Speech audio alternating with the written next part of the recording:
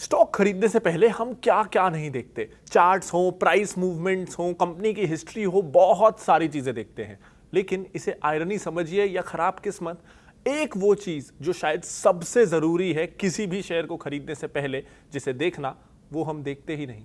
क्या है वो एक ऐसी चीज जो किसी भी शेयर को खरीदने से पहले आपको जरूर 10 बार चेक करनी है और उसके बाद ही किसी शेयर में निवेश करना है? आज हम जानेंगे उस एक चीज के बारे में। नमस्कार दोस्तों, मैं हूं प्रांजल कामरा। शुरू करते हैं फिनोलॉजी।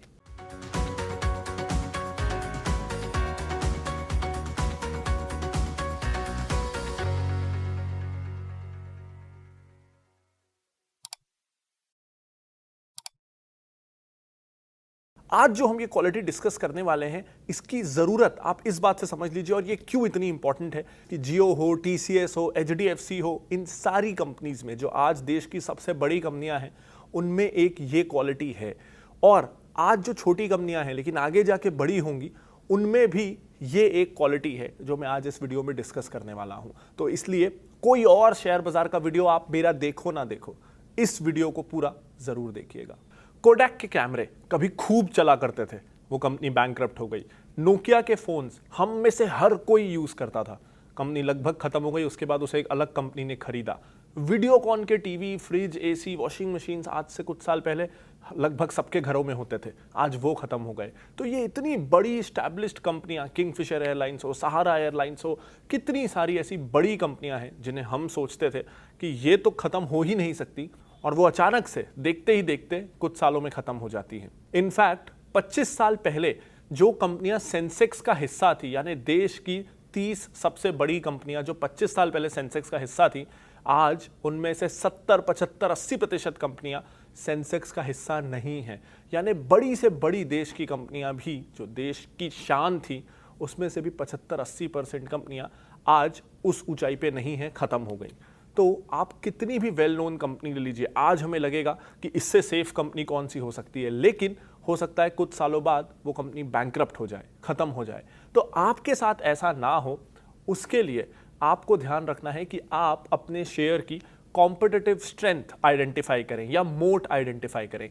देखिए, एक कैपिटलिस्ट इकोनॉमी में, यानी जिस देश में बाजार खुला है, कोई भी आके compete कर सकता है, वहां क्या होता है, वहां अक्सर ऐसा कुछ होता है जो जियो ने बाकी टेलीकॉम कंपनीज के साथ किया कि जिस कंपनी के पास ज्यादा पैसा है वो एकदम से बाजार में घुसता है और सारे छोटे प्लेयर्स को या तो प्राइस अंडरकट करके सस्ते में माल दे के मार्केट शेयर खा जाता है, या उसके सारे कॉम्पिटिटर्स को खरीद के एक स्ट्रॉन्गर ऑपोजिशन बन जाता है। तो यूजुअली कैपिटलिस्ट मार्केट में ये होता है। आप सीमेंट इंडस्ट्री में देख लीजिए, टेलीकॉम इंडस्ट्री में देख लीजिए, एफएमसीजी में देख लीजिए कि एचयूएल कैसे तेजी से छोटी छोटी एफएमसीजी कंपनीज खरीद के एक स्ट्रॉन्ग पोर्टफोलियो बनाता रहता है। तो जो बिगेस्ट प्लेयर है वो दूसरों को खाता चला जाता है। अब कोई प्लेयर बिगेस्ट बनता कैसे है, और अगर वो बनता है तो उसको मेंटेन कैसे करता है, इसी को हम कहते हैं मोट या कॉम्पिटिटिव एडवांटेज। और इसी इंपॉर्टेंट क्वालिटी को आज हम डिस्कस करने वाले हैं, क्योंकि हो सकता है कंपनी सबसे बड़ी ना हो, छोटी हो, लेकिन उसके पास कोई ऐसा स्ट्रेंथ है या ऐसा कॉम्पिटिटिव एडवांटेज है जिससे उसके कॉम्पिटिटर्स उस कंपनी को खा नहीं सकते। भले ही कॉम्पिटिटर्स उससे बड़े हैं, लेकिन ये जो छोटी सी कंपनी है उसने अपने आसपास इतनी मजबूत एक दीवार खड़ी की हुई है, अपने आसपास इतना मजबूत किला बनाया हुआ है कि इसे भेद पाना आसान नहीं है। तो उस किले को आइडेंटिफाई करना, उस ढाल को आइडेंटिफाई करने को ही हम कहते हैं मोट या कॉम्पिटिटिव एडवांटेज। तो आज हम कुछ एग्जाम्पल्स के साथ इस वीडियो में सीखेंगे कि मोट या कॉम्पिटिटिव एडवांटेज होता क्या है, दूसरा इसे आइडेंटिफाई कैसे करें, कैसे पता करें कि आपकी कंपनी में मोट है या नहीं, और तीसरा इसे वेरीफाई कैसे करें कि जो आपको मोट लग रहा है वो सच में मोट है भी या नहीं। तो आज जो मैं इस वीडियो में आपको स्टेप्स बताने जा रहा हूं, उसे प्लीज जरूर फॉलो करिएगा और ज्यादातर गलतियों से आप बच जाएंगे। तो अब मैं आपको कितने तरह के मोट होते हैं वो बताना शुरू करता हूं एग्जाम्पल्स के साथ, और अपने आप आपको सारे कंसेप्ट्स क्लियर होते जाएंगे। तो पहला मोट होता है गवर्नमेंट प्रोटेक्शन का, यानी कोई ऐसी कंपनी है जिसको कंपटीशन से सरकार ने बचा के रखा हो। देखिए, अगर मान लीजिए आप कोई किराना दुकान खोलते हैं तो आपके सामने एक और किराना दुकान खुल जाए, ये बिल्कुल मुमकिन है, सरकार इसमें आपको कोई प्रोटेक्शन नहीं देगी। लेकिन अगर आप कोई क्रेडिट रेटिंग एजेंसी चलाते हैं, केयर, क्रिसिल, इकरा जैसी, तो कल को उठ के कोई और क्रेडिट रेटिंग एजेंसी खोल नहीं सकता, क्योंकि सरकार ने केवल 6-7 एजेंसीज को ही ये लाइसेंस दिया है पिछले कई सालों में, और इसका नया लाइसेंस मिलना लगभग नामुमकिन रहता है। जैसे इंडिया में केवल 3 या 4 सिविल एक्सप्लोजिव, यानी इंडस्ट्रीज में, माइंस में, पहाड़ों में, ये सब जगहों में यूज होने वाला एक्सप्लोजिव बनाने का लाइसेंस दिया है, बम बनाने का। तो अब कल को कोई भी इस तरह के बम बनाने की फैक्ट्री शुरू नहीं कर सकता, इसका लाइसेंस मिलना बहुत मुश्किल है। तो यानी गवर्नमेंट ने इन कंपनियों को कंपटीशन से बचा के रखा है। अब अगर एक ऐसा बिजनेस है जिसमें माल मैं बनाता हूं, मेरे माल की डिमांड भी खूब है, तो मैं मुनाफा कमाऊंगा कि नहीं, ये इस बात पे डिपेंड करेगा कि कितने नए लोग उस बिजनेस में घुस रहे हैं। जैसे बहुत सारे सक्सेसफुल बिजनेस होते हैं, शुरू के कुछ दिन अच्छा करते हैं। एग्जाम्पल ले लीजिए माइक्रोमैक्स का। इंडिया की पहली ऐसी मोबाइल कंपनी थी जो aggressively innovative mobile phones launch करती थी, लेकिन उसको देखा देखी इंटेक्स, लावा, कार्बन और ना जाने कितनी इंडियन कंपनीज और कुछ चाइनीज कंपनीज भी आ गई। तो माइक्रोमैक्स के लिए खुद को सस्टेन करना और प्रॉफिटेबल बने रहना ये नामुमकिन हो गया, क्योंकि बहुत सारे कॉम्पिटिटर्स आके पहले फ़ोन जो 10,000 में बिकते थे उसको 7,000 में देने लगे, फिर कोई और आके उसको 6,500 में देने लगा, 6,000 में देने लगा। तो ऐसे में सबकी प्रॉफिटेबिलिटी खत्म हो गई। लेकिन इमेजिन करिए अगर माइक्रोमैक्स फ़ोन बना रहा है, फ़ोन्स की डिमांड भी खूब है, लेकिन गवर्नमेंट ने मना किया हुआ है कि अब कोई और फ़ोन नहीं बना सकता, माइक्रोमैक्स ही बनाएगा, तो वो कितना कमाता। तो इन क्रेडिट रेटिंग एजेंसीज के पास, एक्सप्लोजिव इंडस्ट्रीज के पास, कुछ बैंक्स के पास ये एडवांटेज है कि कंपटीशन बहुत ज़्यादा रिस्ट्रिक्टेड है। तो जिस शेयर को आप खरीद रहे हैं, खुद से पूछिए कि क्या आपकी कंपनी के पास ये एडवांटेज है। अगर है तो ये बहुत बहुत एडवांटेजियस है। अब ये एक तरह का मोट हुआ, ज़रूरी नहीं सारी कंपनियों में ये हो। तो अब हम दूसरी तरह का डिस्कस करते हैं। 6-7 तरीके के मैं मोट आज आपको बताने वाला हूँ। तो अब सेकंड मोड डिस्कस करते हैं, वो है लो कॉस्ट का। अब ये लो कॉस्ट मोड क्या होता है, इसे एक सिंपल एग्जांपल से समझते हैं कि मान लीजिए आप अपना सीमेंट प्लांट खोलना चाहते हैं खुद का। अब सीमेंट में मेन रॉ मटेरियल होता है लाइमस्टोन, बहुत इंपॉर्टेंट होता है, और आपके पास पहले से लाइमस्टोन की खुद की खदान है। तो ऐसे में आपके लिए सीमेंट बनाना आपके कॉम्पिटिटर्स के मुकाबले सस्ता हो जाएगा। जहां बाकी लोग 200 रुपये में अगर सीमेंट बना पा रहे हैं, तो आप शायद 180 रुपये में बना पाएंगे एक बोरी। और अगर आप बना सस्ता पा रहे हैं तो आप बेच भी सस्ता पाएंगे, और ग्राहक आपकी सीमेंट की तरफ ज़्यादा आकर्षित हो जाएंगे क्योंकि आप 20 रुपये सस्ता बेच रहे हैं। तो क्या आपकी कंपनी के पास कोई ऐसा एडवांटेज है जिससे या तो उसकी मार्केटिंग कॉस्ट कम हो जाती है, कि जहां बाकियों को खूब एडवर्टाइजमेंट करना पड़ रहा है, खूब सेल्स फोर्स लगानी पड़ रही है अपना सामान बेचने के लिए, आपकी कंपनी के पास कोई ऐसा एडवांटेज है कि माल अपने आप बिकता है या उसका एडवर्टाइजमेंट कॉस्ट कम है। तो क्या आपकी कंपनी के पास मार्केटिंग कॉस्ट का कोई एडवांटेज है, रॉ मटेरियल कॉस्ट का कोई एडवांटेज है, डिस्ट्रीब्यूशन का कोई एडवांटेज है? क्या कोई ऐसा एडवांटेज है जिससे आप अपना माल अपने कॉम्पिटिटर्स के मुकाबले ज़्यादा सस्ता दे पाते हैं? तो जो भी शेयर आप लेने का सोचें, ये ढूंढें कि क्या उसके पास ऐसा कोई एडवांटेज है। जैसे एक और एग्जांपल लेते हैं, और ये एक और तरह का मोट भी है, डिस्ट्रीब्यूशन रीच। HUL का डिस्ट्रीब्यूशन की एग्जांपल लेते हैं अपन, कि HUL के पास इतना बड़ा प्रोडक्ट बास्केट है कि वो कुछ सामान अपना पान दुकानों में रखवाता है, कुछ सामान जनरल स्टोर में, कुछ सामान मेडिकल स्टोर्स में भी रखवाता है। तो हर दुकान तक HUL की पहुंच है। ऐसे में अगर HUL ऑलरेडी एक किराना दुकान में 100 सामान रखवा रहा है, उनका स्टाफ, सप्लाई चेन देश की हर दुकान तक जा रही है और वहाँ 10, 20 या 100 प्रोडक्ट्स रखवा रही है। अब आपने मान लीजिए एक नया हैंड सैनिटाइजर लॉन्च कर दिया और आपको उसे देश भर तक पहुंचाना है। तो देश की गली गली में आपका हैंड सैनिटाइजर चाहे सबसे अच्छा हो चाहे सबसे सस्ता हो, उसे देश की गली गली तक पहुंचाना ये कितना मुश्किल काम है। वहीं अब सोचिए कि HUL ने एक हैंड सैनिटाइजर लॉन्च कर दिया। तो HUL के लिए जहां उसके 100 प्रोडक्ट्स ऑलरेडी जा रहे हैं, देश की गली गली तक उनकी सप्लाई लाइन ऑलरेडी है, अपने उस न्यूली लॉन्च्ड हैंड सैनिटाइजर को HUL चाहे तो अगले हफ्ते ही देश के सारे स्टोर्स में पहुंचा देगा। तो आप अगर किसी कंपनी को खरीद रहे हैं तो ये आइडेंटिफाई करने की कोशिश करिए कि क्या कंपटीशन के मुकाबले इस कंपनी के पास डिस्ट्रीब्यूशन रीच बेटर है। तो ये भी एक बहुत स्ट्रांग मोट है, और इससे हर प्रोडक्ट को बाजार तक पहुंचाने की कॉस्ट भी काफ़ी कम हो जाती है। तो ये था दूसरा और तीसरा मोट, लो कॉस्ट या फिर डिस्ट्रीब्यूशन रीच। तो अब बात करते हैं चौथे मोट की, और ये सबसे सिंपल भी है, ये है ब्रांड का। देखिए आपने देखा होगा कि नेस्ले का अगर हम एग्जाम्पल लें तो मैगी पहले सिर्फ नूडल्स थे, फिर उन्होंने धीरे धीरे उसमें पास्ता लॉन्च कर दिया, उसमें केचप लॉन्च कर दिया, बहुत सारे प्रोडक्ट्स नेस्ले अब मैगी ब्रांड के अंदर ही लॉन्च कर देता है। क्यों? क्योंकि उससे एकदम से क्रेडिबिलिटी आ जाती है। जहां yippee को कई सारे टीवी एड्स करते पड़े, कितना ज़्यादा मार्केटिंग एक्सपेंडिचर करना पड़ा, फिर भी वो आज मैगी जितना स्ट्रॉन्ग ब्रांड नहीं बन पाया है। मैरिको ने भी ऐसा किया। सफोला पहले सिर्फ ऑयल था, अब उसमें ओट्स आ गए, अब काफ़ी सारे और प्रोडक्ट्स मैरिको सफोला ब्रांड में ही ला रहा है। फ्रूट जूसेस, वेजिटेबल जूसेस, कुछ मिल्क शेक्स और इस तरह के बहुत सारे प्रोडक्ट्स सफोला ब्रांड के अंदर ही आ रहे हैं। तो अगर आपके पास एक स्ट्रॉन्ग ब्रांड हो तो पहला तो कस्टमर में ट्रस्ट बिल्ड करने की एक्सरसाइज काफ़ी कम हो जाती है, ट्रस्ट बिल्ड करने का खर्चा कम हो जाता है, और दूसरा नए प्रोडक्ट्स आप उसमें बढ़ाते चले जा सकते हैं। डिटॉल हो, पहले सिर्फ एंटीसेप्टिक लिक्विड था, हैंड वॉश आया, सैनिटाइजर आया, साबुन आया, पता नहीं क्या क्या प्रोडक्ट्स वो डिटॉल एक ही ब्रांड के अंदर लॉन्च करते चले जाते हैं, और हम एज अ ग्राहक जब दुकान में देखते हैं अच्छा डिटॉल का है दे दो। वहीं अगर वो कोई न्यू ब्रांड होता तो सालों की मेहनत लग जाती। आईटीसी के साथ हम ये देखते भी हैं, बहुत एग्रेसिवली yippee की मार्केटिंग करनी पड़ती है। बिंगो, मैड एंगल्स, सनफीस्ट, ये बहुत सारे ऐसे ब्रांड्स हैं जिस पे आईटीसी ने हज़ारों करोड़ रुपए उसे जलाने पड़े हैं इन ब्रांड्स को बिल्ड करने में।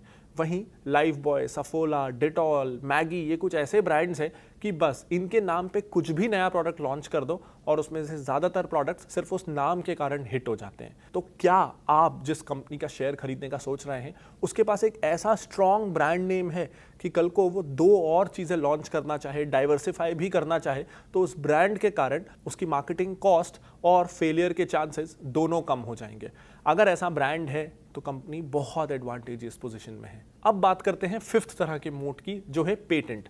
अब ये पेटेंट खास करके आईटी कंपनीज हो, कोई भी टेक्नोलॉजी कंपनी हो या फार्मा कंपनीज हो, एमएनसी फार्मा कंपनीज का तो बिजनेस मॉडल ही पेटेंट्स के अराउंड रिवॉल्व करता है कि कोई नए ड्रग की डिस्कवरी किया, उसको पेटेंट करा लिया, अब अगले 15-20 सालों तक कोई कॉम्पिटिटर चाह के भी उससे कम्पीट नहीं कर सकता, क्योंकि उसको सरकारी प्रोटेक्शन प्राप्त है कि इसके अलावा कोई और कंपनी इस प्रोडक्ट को बना ही नहीं सकती। इनफैक्ट एक इंटरेस्टिंग ट्रिविया इस पे ये भी है कि आपने एंड्रॉयड फ़ोन्स को देखा होगा कि कितना भी वो बेजल लेस हो, यानी कितना ही वो कोशिश कर ले कि उनमें सिर्फ स्क्रीन ही स्क्रीन दिखे, सामने की तरफ कोई भी बॉर्डर थिक ना हो, सिर्फ स्क्रीन ही स्क्रीन हो, नीचे की तरफ सारे एंड्रॉयड फ़ोन्स में थोड़ा सा बेजल होता ही है, थोड़ी सी बॉर्डर होती ही एंड्रॉयड फ़ोन्स में नीचे की तरफ।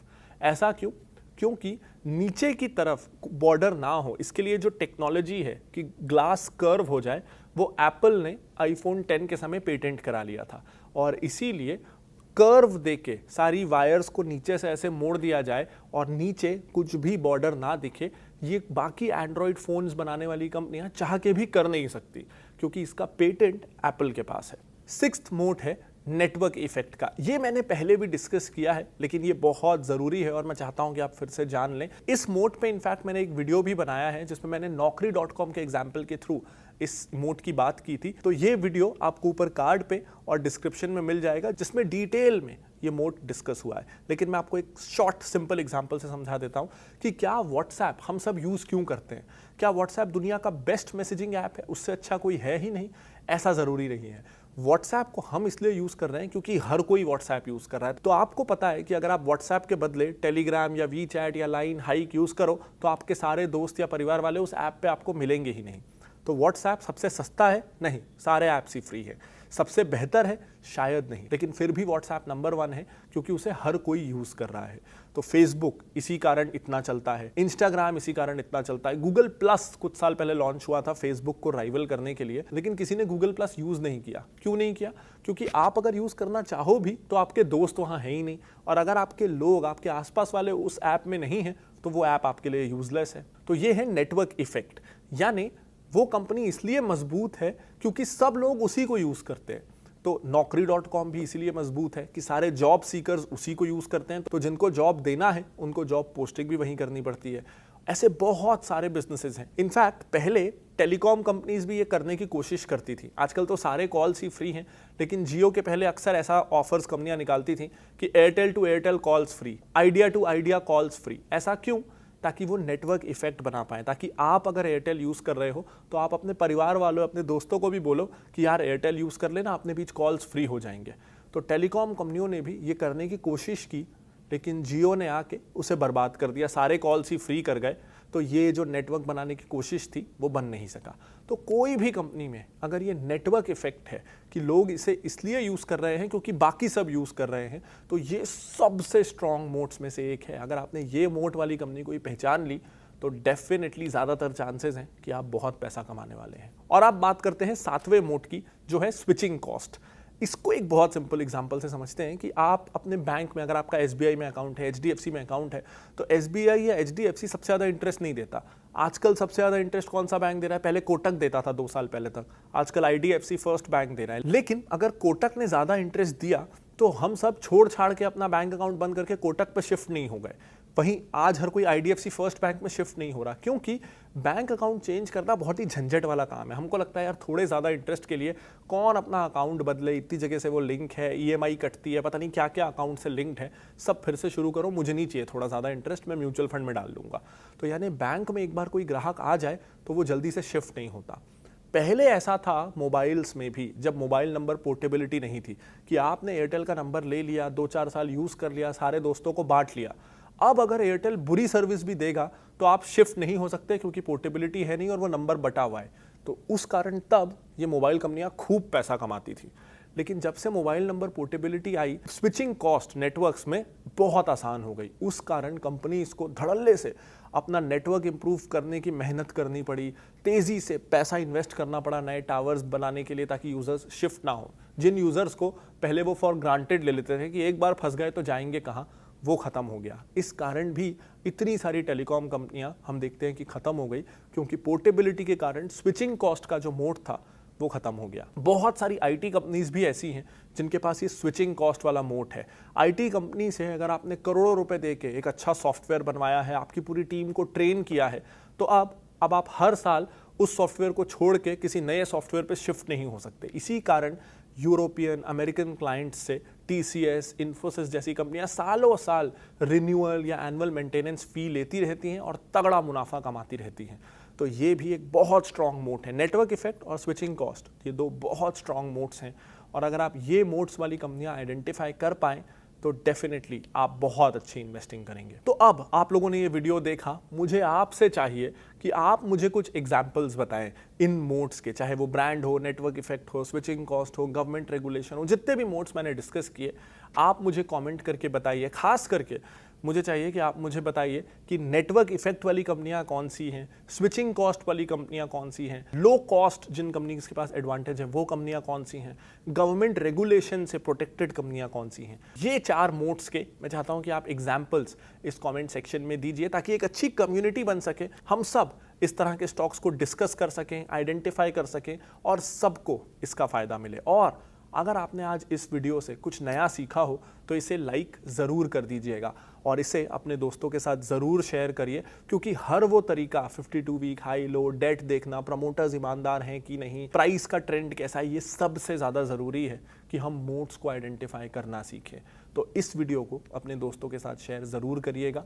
अगर आपने अभी तक इस चैनल को सब्सक्राइब नहीं किया है तो दबा दीजिए सब्सक्राइब बटन को और बेल आइकन को, ताकि इसका अगला वीडियो जो मैं कल बनाने वाला हूं, जिसमें हम मोड को वेरीफाई करना कि सच में मोड है कि नहीं, हमको लग रहा है मोड है, लेकिन उसे आप कंपनी के नंबर्स में वेरीफाई कैसे करेंगे, ये मैं आपको कल के वीडियो में सिखाऊंगा। मैं आपको ये बताऊंगा कि कैसे आप टिकर बाय फिनोलॉजी में जाके किसी भी कंपनी में सच में मोड है कि नहीं उसे वेरीफाई कर पाएंगे और गलती करने से बच पाएंगे।